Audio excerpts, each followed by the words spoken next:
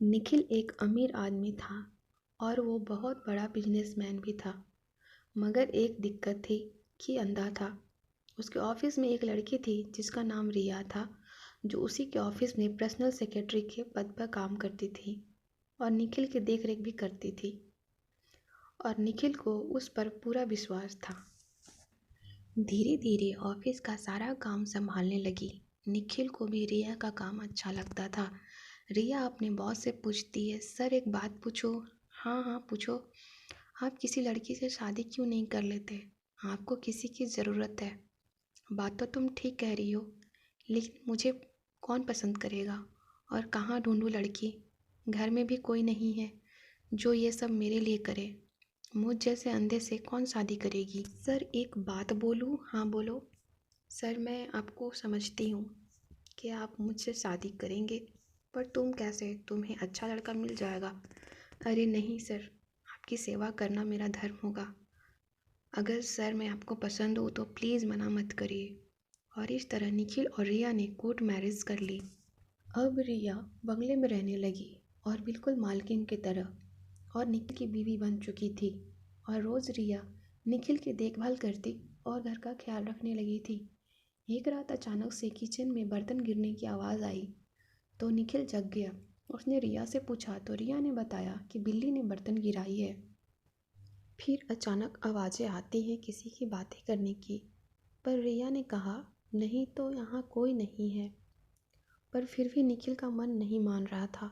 उसे कुछ तो गड़बड़ लग रहा था और रिया झूठ बोल रही थी। लेकिन एक बात थी जो निखिल ने गौर किया था कि रात में एक अलग सी खुशबू आती थी। अब निखिल को रिया पर थोड़ा थोड़ा शक था।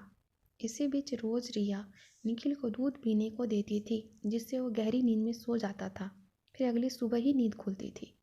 निखिल सोचने लगा कि मैं इतनी गहरी नींद तो नहीं सोता था, पर अब ऐसे कैसे हो रहा है।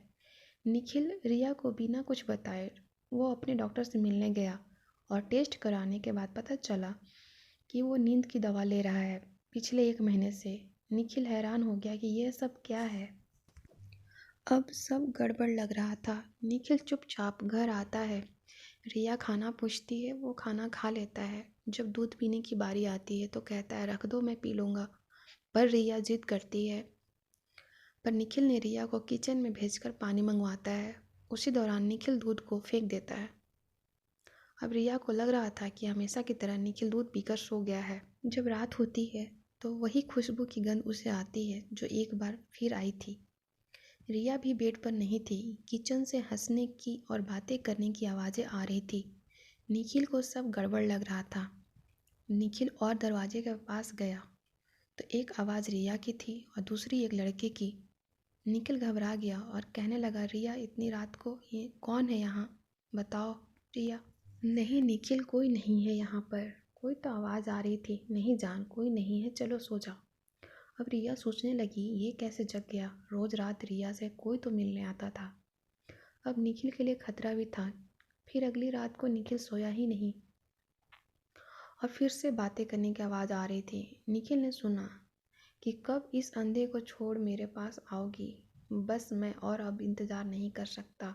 रिया बोलती है, अरे जान क्या करो पैसे के लिए मैंने उस अंधे से शादी की। कुछ वक्त गुजर जाने दो, मैं प्रॉपर्टी वाले कागज़ पर अंधे की साइन ले लूँ, फिर मैं और तुम मज़े करेंगे। और बेचारे निखिल का क्या होगा? उसे तो रास्ते से हटाना होगा। निखिल सारी बातें सुनकर चौंक गया। इतना बड़ा धोखा मेरे साथ। रिया इतनी शातिर निकलेगी पता नहीं था। अपने बॉयफ्रेंड से शादी करने के लिए मुझे पैसे के लिए शादी की और अब दोनों मुझे मारना चाहते हैं। पर निखिल आवेश में आकर बोलता है, नहीं तुम्हारी ये साजिश नहीं चलेगी। अब दोनों डर गए और निखिल को पकड़ने लगे। निखिल किसी तरह जान बचाते हुए भागता हुआ पुलिस के पास पहुंचकर सारी बातें पुलिस को बताई और दोनों को अरेस्ट कर लिया गया।